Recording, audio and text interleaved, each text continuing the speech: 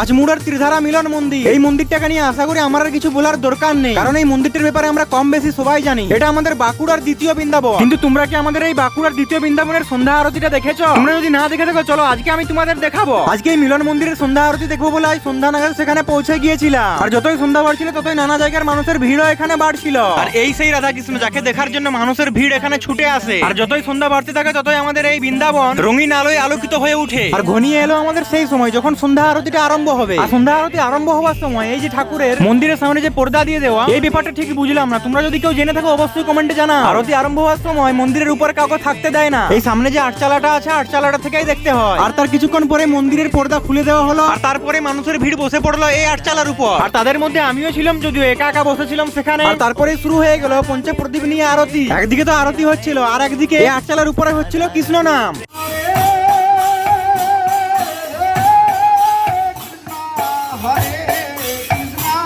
আর এবার চলে এলো সেই শেষের মুহূর্তে। এবারে আরতিটা শেষ হবে, আর শেষের মুহূর্তে সবাই কৃষ্ণ নামের তালে তালে নাচতে আরম্ভ করলো।